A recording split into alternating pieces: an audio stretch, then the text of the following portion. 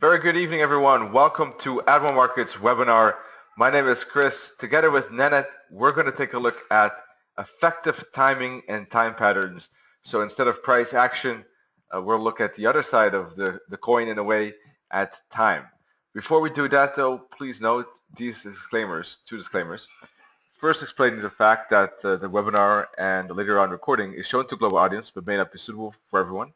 Please visit admiralmarketsglobal.com, select your country of residence, and contact the appropriate entity for more details and to find out if it is suitable for you.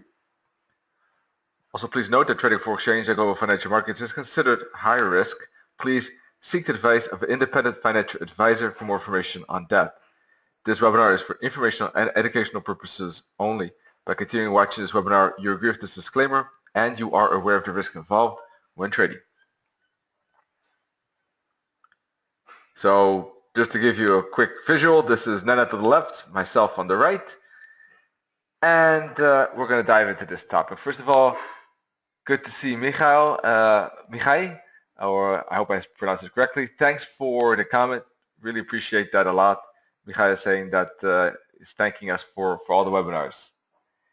And that's really great. So we have indeed a lot of webinars coming up as usual throughout the week, of course, and you can find out those webinars, by the way, just to go here by education, and you can click here on registering Forex and CFD webinars. That's especially for the people who are watching videos later on, not for you attending live, obviously, you know that already. So let's take a look at timing. Timing is often something that's ignored, I write here. And that's because, maybe a bit logical, because everything is price, price, price. Of course, price is ultimately what gets, what triggers our entry, what triggers our stop loss or take profit. So I'm not saying it's illogical, but it also depends on timing, because especially in a market with leverage, timing is crucial. If we don't have leverage and there's no rush, we could trade in our own money, and if it goes down by 10%, okay, that's it.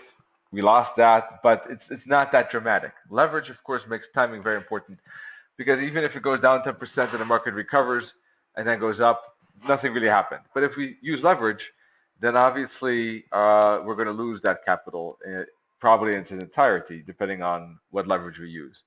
So that's why the market might go up is not enough. If it happens 2 years from now, that particular timing issue is totally off, and especially with the leverage, that means that we lose. So we might be correct in our analysis, we might be correct in our thinking and our trade ideas, but if the timing is off, we won't get any money for it. We might lose money for it, in fact. So that's why timing and the price is important, especially in leverage markets, because otherwise we might be morally right, let's say, but financially not earning anything off of it. So that's why it's important. It's a 24-hour, 5-day week business. The charts has two sides. So there are a lot of reasons why time and timing and these patterns are important. So we're going to dive into many, as you can see from the title of this webinar. We're going to look at many patterns, in fact. So first thing is we're going to start a bit with the more obvious ones. So hang in there if you already know this, but let's start with the basics. So sessions of the day, well, that's not a surprising one, I guess, but it is a time factor. It is a time element pattern. So that's the first one, very basic, right? We look at London, New York, Sydney, Tokyo session, basically. So those are the four main ones. London and New York overlap for a good 4 hours, and then London and Tokyo also for about 1 hour. And those are the main sessions that have overlapping there, as you can see. Most volatility, London and New York. Yen pairs, Aussie pairs do tend to move quite substantially in Sydney and Tokyo sessions, but a pair like dollar CAD typically would not move as much in Sydney and Tokyo because it is in North America nighttime. So you do see some differences depending on the geographical location of the currency. Throughout London and New York, though, be aware that dollar yen also moves a lot. Even basically currency pairs that are not located in London or New York do tend to move decently. Even an Aussie yen, for instance, will not be that slow because that's just a session that has a lot of movement in general. Here you see some profitability figure actually showing that the New York time and London daytime is actually tougher for the profitability than Asian or end of New York, interesting enough. And I'm not sure, they don't say what the reason here is, but some speculation on our side could be that maybe more volatility is in the market, or maybe more traders, more beginning traders are trading in this time zone. So it's interesting, right? You have the most movement during that part of the day, but this particular source, showing that the profitability is not as high actually in those times. So something to critically think about. This is a table. Let me explain. On the left, you see currency pairs. At the top, you see trading days. And the idea is, as I already told you in the past, is that that Tuesday, Wednesday, Thursday, and then at 2 are typically the best trading days. Monday, Friday, a bit slower. Monday, the start of the week. Friday, the closing of the week. And it has everything to do with the fact that, of course, for the virtual market, there is a pause on Saturday, Sunday. The market closes for 2 days. So yeah, that does impact the market. What happens is that Sunday, Monday, kind of like the market has to warm up in a way, has to kind of shake off its shivers in a way, get used to,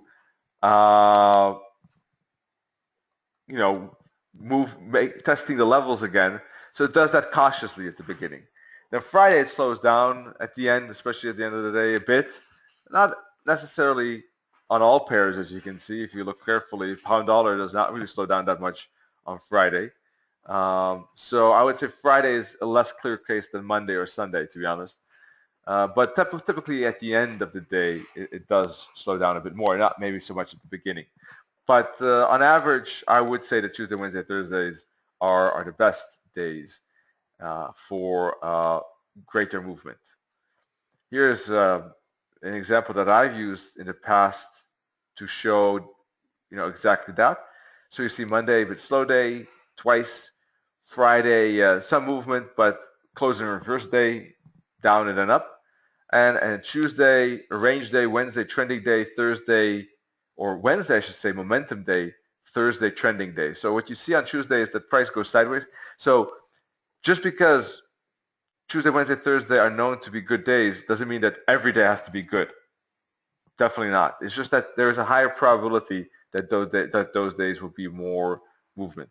It's not a guarantee, nor does it mean that all 3 days will have it, or even any of those days necessarily, depending on the time of the year, which is something we'll discuss as well later on. But in this case, you'll see Tuesday, nothing special. Monday, counter trend, basically. Tuesday, range. Wednesday, big momentum. Thursday, some continuation with the trend. Friday, one dip and reverse. And Monday, actually still a continuation a bit. And Tuesday and Wednesday, all 3 days. This is an example, of course, and doesn't necessarily illustrate anything, any average or anything like that. It's just one example, don't get me wrong, but I just wanted to kind of give you a practical example of what this chart could mean for, or what this graph could mean for a real life chart. But it doesn't mean that every week is like this, by all means. I'm just trying to give you a feeling of how those days evolve, and it's all about probabilities, and nothing is necessarily guaranteed. But the days do tend to have some kind of character, at least to me, when analyzing all of those years, and this is what I typically see. So some other timing aspects, I already mentioned it. So Christmas, of course, is a time where price slows down. Public holidays is a time where price slows down. This is something you want to be aware of at the beginning of the year. I wrote last weeks of the year, but I should have mentioned also the first weeks of the year, first 1 or 2 weeks. So be aware of that as well. That's when the market is slower and less volatile. And once again, the market has to warm up. That's the same for the last day of the month, the last day of the quarter, even perhaps the last week of the quarter a bit. But specifically even more so the last day of the quarter, last days, or even the last weeks of the year. And even, I don't know, I have to test this a bit more, even the last part of the decade. I saw some funny movements on gold once, but I have to do more testing on that. So that's just an interesting observation, but nothing more than that. So yeah, those are just all kind of things connected to timing, so sessions, days, weeks, um, holidays, you name it, right? The hours, all of these things, those are, I think, quite logical in a way. You've probably heard of them before, but just in case, we mentioned them now. Other things that we can think about are, for instance, how to filter out setups. So, for instance, if you see a breakout in the Asian session on the euro dollar and you skip that, what kind of effect would that have on your strategy? Maybe it has a good effect. Maybe if you filter out those those breakouts of the Bollinger Band or the RSI that you see here, then you will be more successful and see a positive effect of that. That is filtering out trade setups. So from this perspective, it could be useful to look at that. Maybe the strategy that you think is not doing that well when you backtest it would do a lot better if you think about timing, if you think about adding some rules regarding filtering out trades in times. And that could be, for instance, that you only traded the first 3 hours of London or only the last 3 hours of New York. Whatever pattern you might be able to find, try it, test it, double test it, because it could be just, of course, a coincidence. Try to see if there's any logic behind that, perhaps, as well, right? So you can see that in this example, that timing will it's possible to have a pretty big impact, and the difference between the green and the red says it all, right? Red is way down, and green is not so badly in profit. I mean, it's not a lot considering the length of this graph. So, but still, huge difference though, in any case.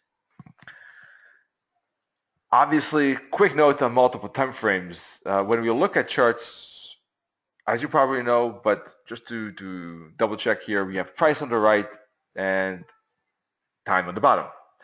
And each of these bars or candles that you see represents 1 unit of time. Depends on what time frame you choose. If it's a 1 hour chart, those candles represent all candles represent 1 hour price movement. The candle will represent, of course, what price has done in that hour, or if you choose 4-hour candles, 4-hour chart, you will have 4-hour candles. You will see what happened with price in those 4-hour time frames within that candle. That one candle will represent what happened. So that's pretty basic. But basically what I wanted to add here quickly is that you can use 3 time frames. I think 3 time frames, is ideal for multiple time frame analysis, in fact, because it gives you kind of a multi-view on the charts without getting bogged down in overcomplicated paralysis of analysis. I personally do use many charts, more than 3, for my analysis purposes, but when applying my strategy and trading that strategy, I do try to stick to 3, just to simplify things, streamline things, not to get too disoriented, let's say, or confused maybe. I'm looking for a different word, but you get the point. So what's the good combination? Well, high time frame support or resistance is good to look for support or resistance of those time frames. Middle time frame would be trend. Lower time frame would be entry. So support or resistance, trend, entry. That's a rough 1, 2, 3 guideline. You can look on middle. You can look for patterns too. You could look on lower time frames for patterns as well. For instance, filters, you can look on higher time frames as well. But that's the general model. So which time frames would you choose? Well, basically, depends on what type of trader you are. And once again, these are still basic things, folks. Hang in there, because we're going to dive into more complicated patterns in a few minutes from now. We're going to take a look at time factor indicators and patterns But first this. So choosing time frames. We talked about that before, so I'll just address this quickly. If you're a long-term trader, you want to use high time frame charts, obviously monthly, weekly, daily. So swing traders, weekly, daily, 4 hour, for instance. Intra-week, daily, 4 hour, 1 hour. Intraday, daily, 1 hour, 15. Intra-scalping, or swing scalping, I should say, 4 hour, 1 hour, not 1M, sorry, that's a mistake. 4 hour, 1 hour, 5 minutes, for instance. And scalping, 1 hour, 15 minutes, and 5 minutes, or even 1 minute, perhaps, right? Just to give you an idea. If you want to write this down, just go look at the recording and pause it right here. Market memory. That's a concept that maybe not as many of you are aware of. Anyone aware of the market memory concept? Yes, no. Anyone aware? Doesn't look like it. So basically, it says that when looking at the chart, there's an optimal number of bars or candles that we should have visible on the chart, because we can zoom in a lot so that we see only like 20 candles or something like that, right? Or we can zoom out a lot so we see like, I don't know, 600 or something like that. I'm not sure, right? Michal has the right answer indeed. Exactly. And it's basically as, indeed, Michal, it is the current view of the charts and how many bars are on that or candles. Now there is an optimal there. And that is, many say about 150 to 200. So I said 100 to 200. It's something that I wouldn't say is an exact science. It depends on what you feel comfortable with. But the point is that you want to have a good number of bars on the chart so that you see support and resistance, but not too many so that you kind of overload yourself with maybe not so useful information that is, dating back to very long ago and not so relevant for the market anymore. So the 100, 200 candles going back, they have market relevance because they were relatively recently on the chart. If we go back more, they become less interesting, have less impact on the market movements. So less interesting to keep on the chart or see them on the chart. So of course we can zoom in once in a while to see candlestick patterns closer if you want. I'm not trying to advocate that, not to do that, but let's say the standard mode of looking at the charts, this is ideal because you get a good balance view of support and resistance, historical support and resistance, but still you're able to see the patterns as well. You're able to see candlestick patterns, price action motions like corrections and momentum and chart patterns. So if you can't see a chart pattern on this time frame, instead of zooming out, it could be just better to actually use a one time frame higher where you'll see the pattern with a balanced chart. That would be probably the preferred way. So there are a number of reasons why a balance chart is good. You can see trend. If the price is sideways on this balance chart, there's no trend. If it's slope, an angle, there's a trend. As I said, support and resistance as well. One more thing. And I wanted to mention something else, but unfortunately I don't remember. So if I recall it, I'll still go back to that. So some key tips here. Make sure that you have sufficient time for managing the trade. As I read with me here, I will start here. I don't have the drawing to open yet. I thought I did. Sorry about that. Let's see. All right. So read with me here. Sufficient time for managing trade. So basically, if you take a trade, but you have to leave in 5 minutes from now, and the trade requires updating every hour, but you don't expect to be back 5 hours from now, and you can't look on the chart, I don't know, when you're on the road, although nowadays that should be a lot easier nowadays, but okay. For whatever reason, right, you don't have time to manage a trade, despite that you should be, then it's better not to take it. Know when to trade. So if you are more of a morning person, maybe your analysis is better in the morning. Better to take trades in the morning. You have more time. You feel more sharp. Maybe you're an evening person and a bit grumpy in the morning and you just see everything negative. Maybe better not to trade than in the morning. Or try it at least and see what kind of impact it has on your results. Does it have any impact? is it positive impact? So it's good to take a look at when to trade. When is good for you? When do you feel good? When is the market suitable for your strategy?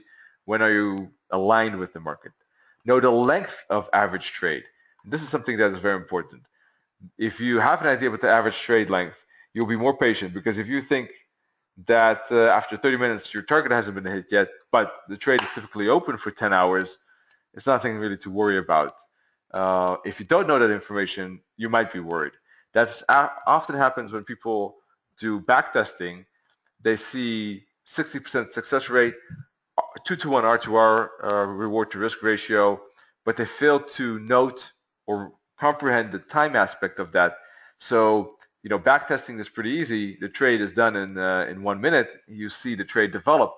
But what you don't realize perhaps is that there are 20 candles before the target got hit. So those 20 candles seem like nothing to you in retrospect, but when you have to live through 20 candles, it's a whole different matter. So that can work on the nerves. So if you know about the length, that will make you feel calmer. Know when to exit. This is a particular tricky one. We've had webinars on trade management. I personally like the style of being patient at the beginning, then more demanding as the trade goes my way or not, but I want to be more demanding. I don't want to give it too much time, because if it takes too long, often enough, basically the odds go against me often. And this is a strong concept that I really like a lot. Today I took Aussie long, but it was just dragging on, and it didn't continue to break to the upside. I trail stopped it. I moved the trail stop, reduced the risk, took a small loss still, but a lot less than the original risk, and indeed reversed back down. Just took too long. There's a border of the patience. You don't want to be impatient at the beginning too much, but then you don't want to be overly patient either. And then you want to be a bit more demanding in what happens. If it doesn't happen, then odds are that eventually that it's not going to go with us. So that's my view, at least. Then once it goes my way, I become patient again. I want to grab a bit more reward, try to get more pips out of the momentum. And then, of course, as price then goes my way, I will try to tighten the trail to lock in more profit. That's all about knowing when to exit trades. Patient, less patient. And then track the trade length when testing. I talked about that already. So what are some advantages about long and quick trades? Long trades, basically, if there's a lengthy trade going on, it's psychological, maybe even physical fatigue, testing our nerves. Quicker trades, when we catch momentum, that's why I like trading momentum. Then at two, we like those quick momentum trades because it's just a few candles, let's say, even one or two sometimes, but let's say 3, 4, 5, 6, and it's out, rather than maybe 80 candles where price goes sideways for forever. And that's difficult. How many times are we not tempted to exit the trade after candle number 60, and then candle number 70, the trade goes our way or something like that? So that's tough on the psychology, a lot of nervousness, and difficult for the patience.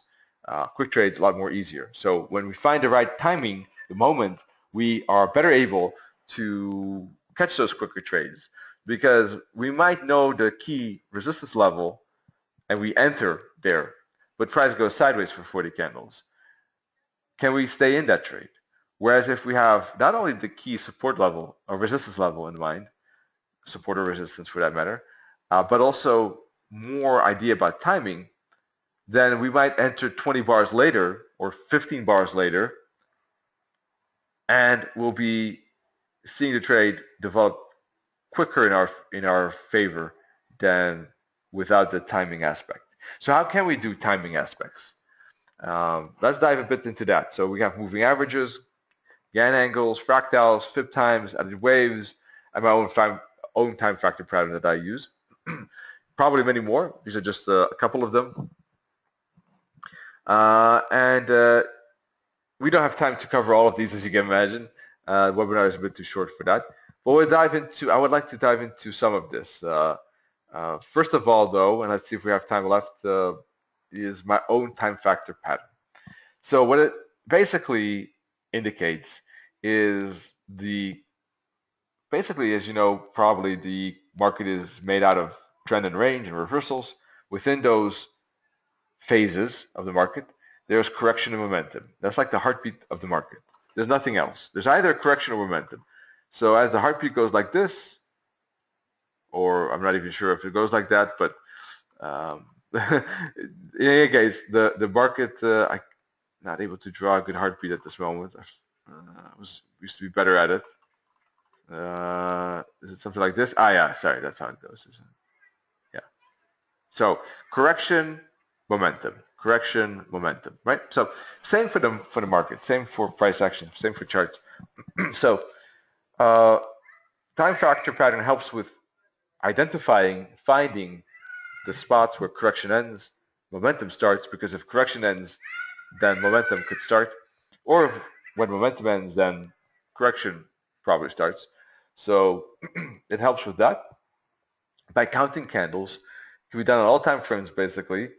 It's a very important pattern for myself at least, and I think it explains a lot about the market psychology. So we're going to look at live charts for this. Yes, indeed.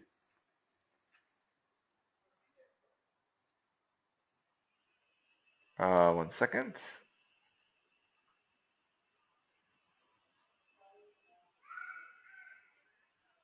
All right. There we go. So you're looking at Admiral Markets Supreme Edition, at least part of it, with the mini terminal, Admiral Markets pivot points, Admiral Markets Keltner, one moving average, and the Yassam oscillator. I will remove some of it because for time factor pattern, it is really not necessarily needed. So let me just do it like this. Okay. So as you can see, momentum is a series of candles pushing in one direction with lower lows for bearish momentum or higher highs for bullish momentum. A series of candles like that will indicate a uptrend or downtrend, right? Or bullish or bearish momentum, I should say. The main characteristic of that is lower lows of the candles and higher highs of the candles. So for instance, here, this part, all right, that is bearish momentum. But why? Well, specifically because here you can see that these candles form a subsequent pattern of lower lows and lower highs. Now the lower highs are not that critical in my view, but the lower lows are. Now, not every single candle will have a lower low. And that, in my view, is not necessarily the end of a bearish momentum. So the lower low, a new lower low, is the confirmation of that bearish momentum continuation. But the lack of one lower low is not necessarily the end of that. Do you see what I mean? So when this candle appears and we have a new candle besides that that's lower with a lower low, that's the start, right, of a new momentum. Then we see another one, continuation of that momentum, and another one, continuation of that momentum, and another one, continuation of the momentum. So each candle has a lower low, and that's confirming that bearish momentum. But the next one doesn't. But one candle lacking a lower low is not the end of this momentum. So we see next candle, we have to look to the next candle. And we see again a lower low, which means we have again a confirmation of downtrend. Then we have a pause, one candle. But we know one candle is not a problem. A second candle, and I'll now reveal that even a second candle doesn't matter. Not a third either. For me, the critical border when momentum ends is 5 to 6. Now, the disadvantage of 5 to 6 is that it could be sometimes late to catch the reversal. So it is not a perfect method for catching reversals necessarily, although sometimes they could really give excellent entries, even on 5-minute charts. But it doesn't have to be necessarily. Sometimes price pulls away faster. The first signal of a pause is a fractal. Fractal is two candles without lower low or without higher high. But I've noticed, especially on lower time frames, especially in the Forex market, the fractal of two is an interesting level to be aware of, and that's why I do use the fractal indicator, but it's not the major critical level for a completion of the momentum. I use for that 5 to 6 candles. I say 5 to 6 because typically I look at what the 6th candle and the 5th candle are. If the 6th candle is bearish, that's the end. If the 5th candle is still bullish, I will look at the 5th. So it depends on the pattern of those candles. That's why I'm kind of leaving it open which one, that both are still in a way important. So let's take a look at some example to the upside instead of downside. Here you see an example of higher highs, higher high, higher high, higher high, higher here, here. Not here, but here, yes, yes, no, no, yes, yes, no, yes, no, no, yes. And then again, no, no, no, no, no, no. So basically what that indicates is that this was momentum from here, this bottom. Let me make a green circle to this green circle. That was bullish momentum. That swing high, that particular swing was bullish, obviously, and had momentum. It was not a correction. On a higher time frame, though, this might be a correction, actually, within the larger framework of things. When we look at the larger part of the price action, a larger part of history, we might say that this upside is part of a bigger downtrend, for instance. And this could be a bullish correction, a bullish impulsive correction. But we don't have that information at this moment, right? So for this moment, it's more important that you see that this is a bullish momentum. Is that clear with the definition? Let me know if this part is clear, okay? Other important things are strong candles and candle closes near the high. If you see that, or low for downside, then that is also aiding the appearance of momentum. Strong candles, candles near the high, candle closed in the high or low. And when does momentum end? 5 to 6 candles not breaking the high. So we have 1, 2, 3, 4, 5, 6. That's when we know. I know it's a bit late, but the 6th one specifically we know that that momentum is over and we might be in a new swing. And what that swing could be will depend on how price has responded to key levels, depends on high time frame analysis, what the trend is, what patterns are saying, maybe even wave analysis patterns has, of course, obviously says a lot about potential swings. Because what is wave analysis? Wave analysis is just simply labeling swings, putting pieces of the puzzle together, connecting them together. So although it might seem complicated to many of us, the fact is that the wave analysis, the practice of wave analysis is not that complicated on paper. It is just kind of like a puzzle, trying to fit together what puzzles belong to each other and trying to read a continuous kind of story to understand what the next piece of that puzzle could be. By trying to understand that story, upside momentum, downside correction, upside momentum, downside momentum, you kind of get a flow that helps you understand what the next and the next and the next swing could be. Right? So that's the benefit. Now, exact wave counts is difficult and does require experience. So that's a different matter. I'm not, and it does take some time to get better at this. But the first step at wave analysis, at least this is a different topic, is actually not even labeling it, but understanding momentum and correction. So what do we see here? We see momentum here. We see lower lows. So this is already building momentum. To the downside, we know that 6th candle failed to break here. So this is already momentum, but followed by downside momentum and a hook back at this moment. So now I have to move on and explain when corrections end. Corrections end 13 candles or more, typically. Dollar yen, especially yen, likes to break that rule on average. But 13 candles, after that, there's a good chance that there's going to be a breakout occurring. So I would need to see 13 candles move sideways like that, and then price could break out with the previous momentum, which we know is to the upside. All right? But in the meantime, we also see momentum. So we got to be aware that if it doesn't correct sideways, there could be just a reversal going on.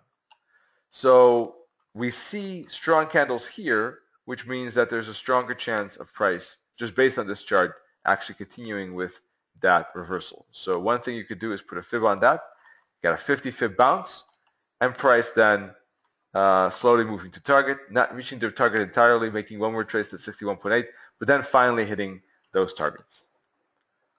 All right, so basically there is a correction like this going on. And then we see even more correction and a continuation. Here you see price as well, by the way, just to give you an example of correction, making a downside momentum with 5 to 6 candles, not breaking the low. 1, 2, 3, 4, 5, 6, right here. So that means that this is likely a support, this momentum is over, and we're going to see a correction or a reversal. In this case, we saw a reversal, right? Here, this was a reversal example. In the next example, number 1, in the second example, I'll use orange for that. Second example, we actually see price after 5 to 6 candles failing to break the low, go sideways. And so this is a retracement, a correction example. This is where price is correcting sideways. And it does that for about 30 candles. As I said, 13 is the minimum, not necessarily, not the exact number where a break will happen. But typically, price will pause after the 6th candle for a couple of candles, and then after the 13th, there's a higher chance of a potential breakout. But it doesn't have to be the 13th. It could be the 16th, 17th, anything after that.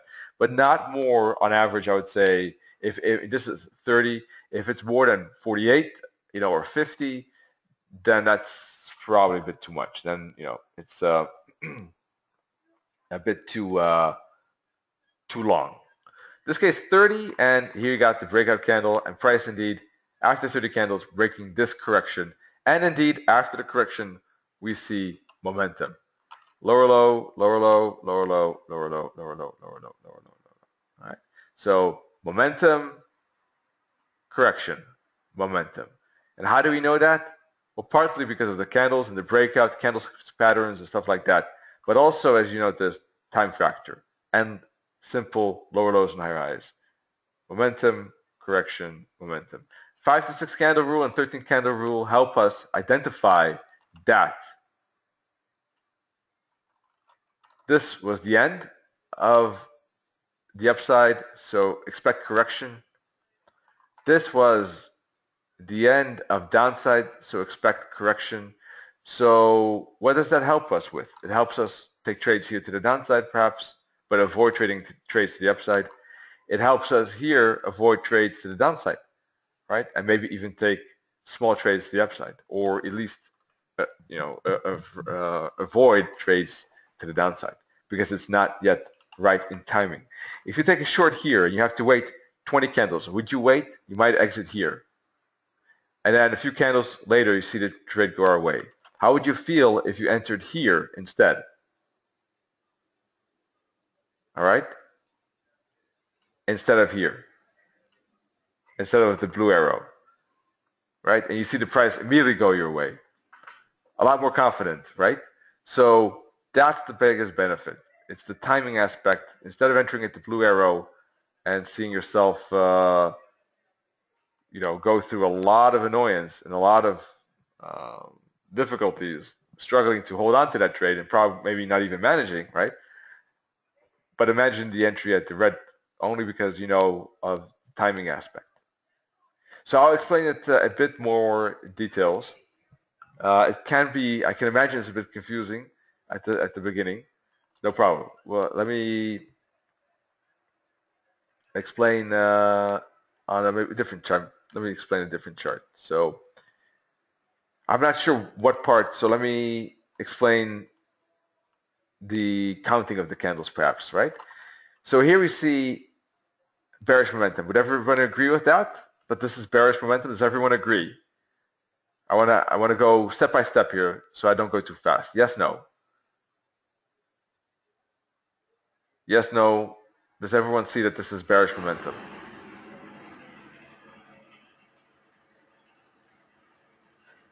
All right, cool. Lower lows, right? Pretty good candles.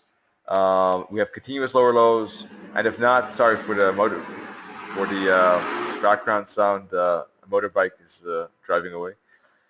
So those tend to be a bit noisy. So we have lower lows, good candles, and you know, good closes near the low.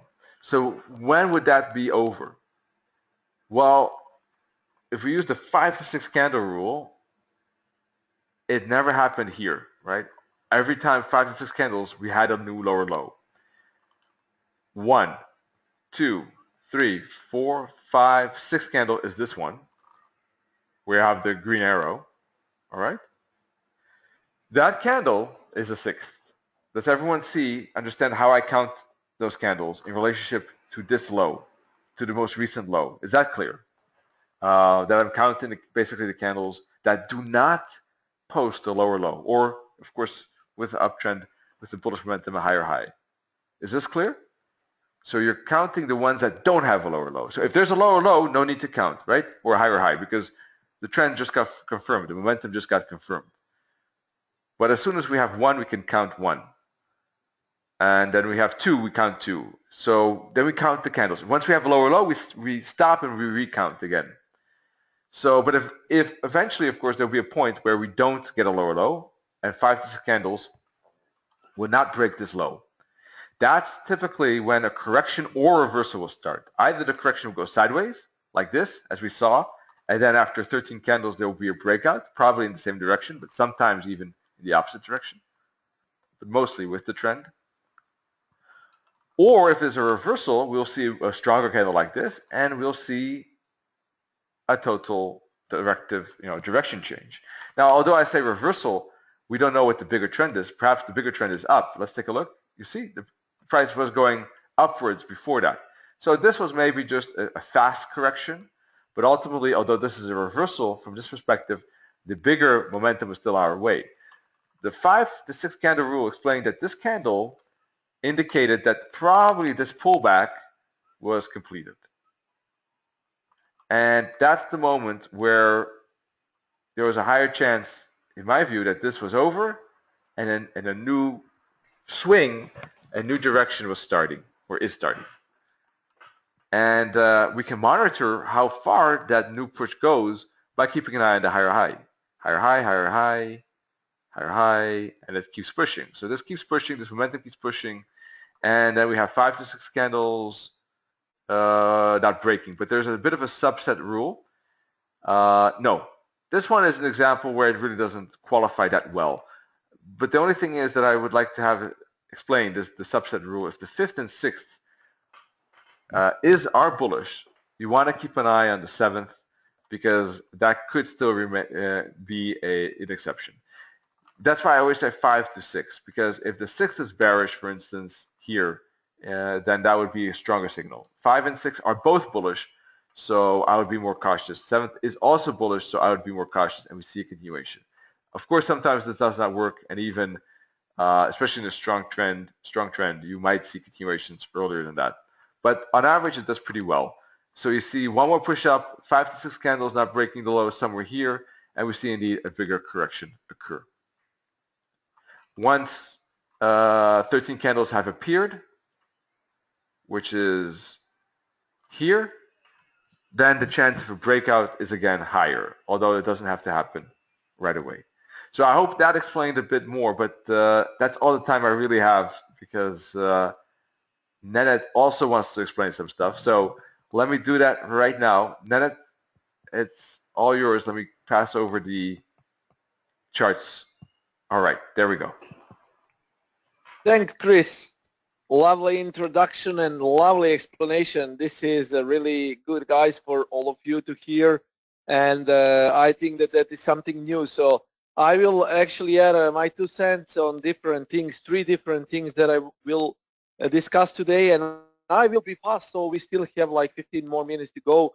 So I will explain wool waves timing. I will also explain about something that you might don't know. That is so-called Fibonacci time zone. Fibonacci time zone should be used. It's very good. It's very, very easy to use, and you will see you can test it yourself. That is what I will be explaining, turning points by Fibonacci time zone. And as Chris said, and also WD again said, that timing is very important in the markets, and indeed it is. So let me show you also, I will show you trend line breaks coupled with important news. So that is what I will be going to show you. Thanks guys for your comments, Mihai, Mohammed, Christian, Brian, everyone. So I see a lot of comments, and yes, this webinar is being recorded and it will be uploaded to Other Markets YouTube channel. So the first pattern that I want to show you is, of course, my favorite bull wave pattern, and how you can actually trade it successfully. How can you time the bull wave pattern with your trading? Of course, by using 1 to 3 trend line break. So this is probably what you know of, but if this is the first time that you hear about this thing, well, this is 1 to 3 trend line, 1 to 4 trend line, and this is ETA, estimated EPA, estimated price at arrival, all also called target zone. Well, targets are not always hit, but the thing is that breakouts are very successful. So because this 0.5 on bull wave can always it's not repainting, but it can move, because if the price moves, so the 0.5 will move. 0.5 is never fixed on bull wave. It's always either the sweet zone or so-called entry zone, or 0.5 is actual reversal point. Because of that nature of the 0.5 itself and the nature of the zones itself, 1 to 3 trend line break is something that you should be aware of, and you can time your entry by 1 to 3 trend line break. You will see a lot of good examples here. This is also Euro Yen 4-hour time frame, 0.2, 0.1, 0.3, 0.4, 0.5. You see 0.5 was down, and then when trend line broke, it hit 1 to 4 perfectly. So that is how you can time bull wave. It's 1 to 3 trend line break, one of my favorite strategies to use, and I really prefer to use 1 to 3 trend line breaks. Then we go with the next one. It's called trend line break after the news. This is now something that has to do with news trading. I'm not referring particularly to just standard news. I refer to big events. For example, today we had a Bank of England monetary policy MPC meeting minutes, and BOE was a bit hawkish today because the votes were 5-3 for the rate hike, and that hawkish movement actually caused the pound yen and pound dollar to surge. Uh, the main thing here is you need to open 15-minute time frame and draw the trend line before the actual news happen. I advise you to do that, let's say maybe 30 minutes prior to news.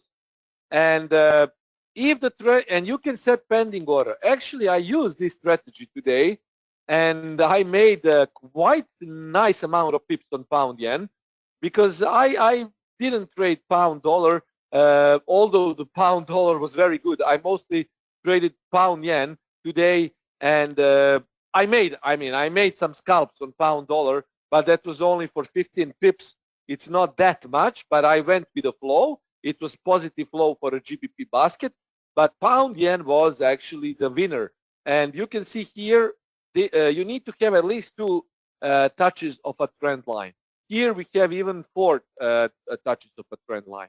And then 30 minutes prior to news, you draw a trend line, you set a pending order, and if it moves in your direction, your pending order will be hit, and definitely it will spike your price to the upside. I state again, this is good, but only if it's used in some important events like Fed announcements, ECB announcements, BOE announcements, maybe NFP. I still need to test NFP, but major news.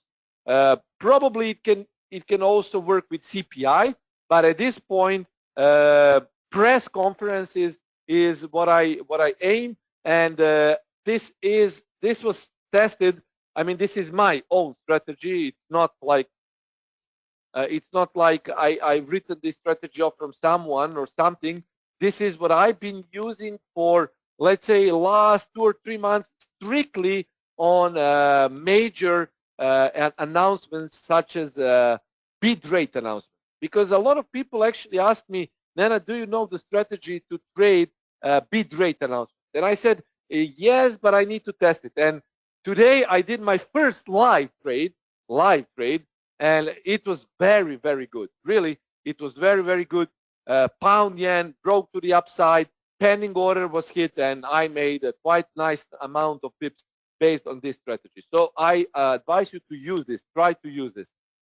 This is pound dollar. You see, even pound dollar was good. So here we can also put a trend line here, but I just made this trend line also good. But you can have also a trend line here. I will draw it like this. Okay, this is all. This doesn't look good. It's hard to draw it by your hand, but you get a point. This is also a trend line like this one. Okay, and when it broke to the upside, you can see what happened here. When it broke to the upside, your pending order could have been hit here, and a lot of pips. I didn't trade pound dollar. I traded pound yen, but this is what has happened. What happened today was a great surge into the pound dollar and pound yen. If you are not sure what these announcements mean for pound or for some currencies, go to forexlive.com.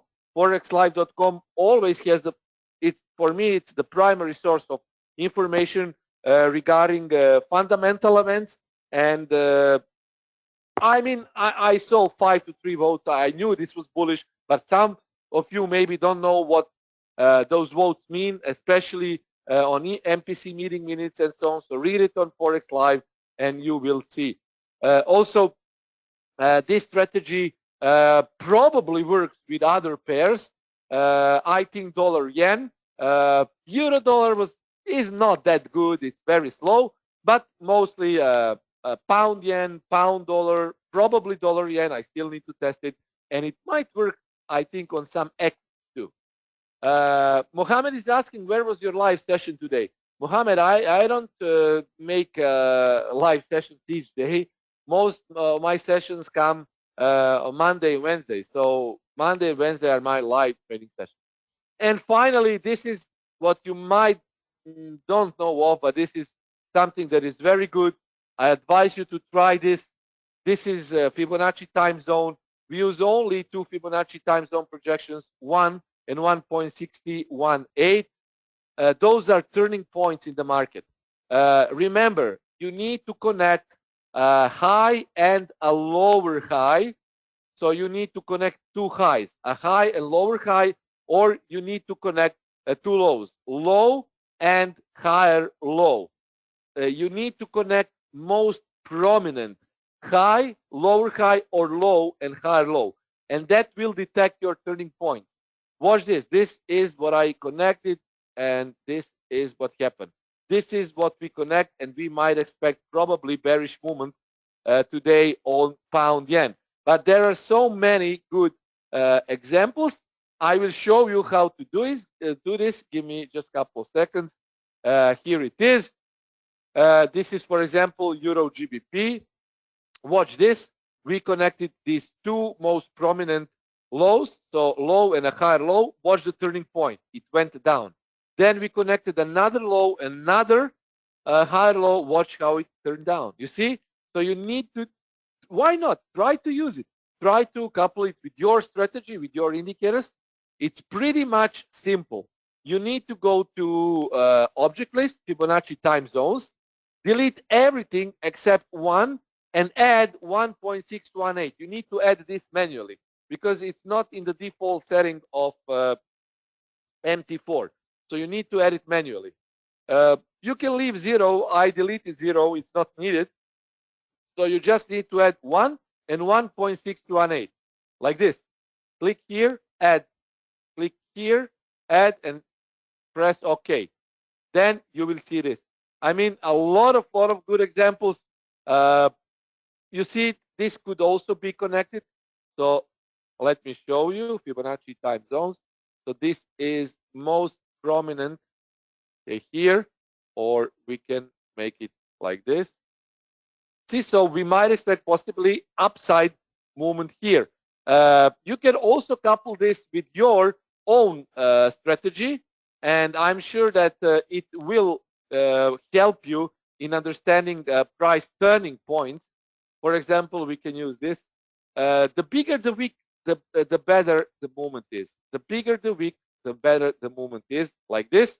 You see, this was also turning point because price went down. You see, price went down and then turned to the upside. Very, very interesting tool to use. Try it, guys. It's very, very interesting.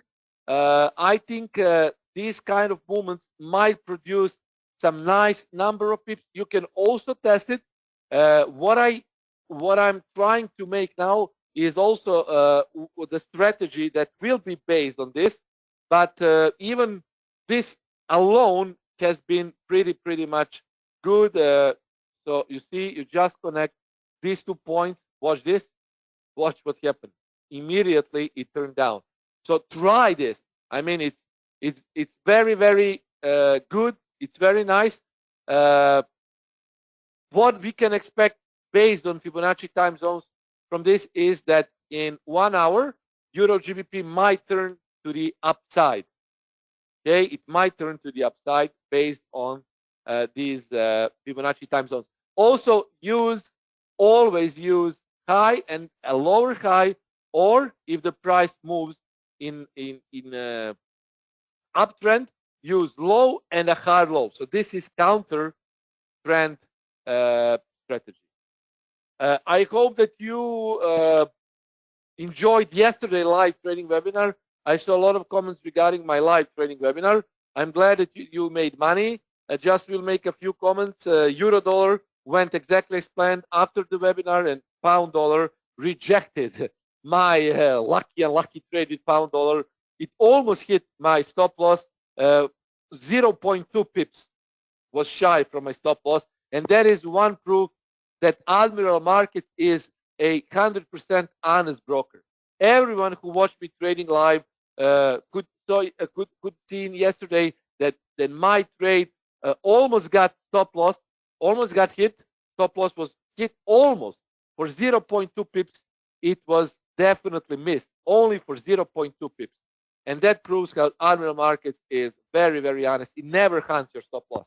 So, and thank you for all of your comments. I saw some emails that people made some nice profits on how they traded euro dollar. I said also, I don't know what will happen with euro dollar, but I have my stop loss, and yeah, that was it. So use these, guys. I'm very interested to see whether euro GBP will start to move up in an hour, or yeah, in an hour. So let's see. I think it might start a move to the upside based on this Fibonacci time zone. So I'm very interested. If anything is not clear, if you need anything, just send me an email, and I will reply as soon as possible. Thanks for your comments. Thanks for your emails, and I will see you soon next week. Cheers, everyone. Have a great trading week, rest of the week, and trade safe. Bye for now.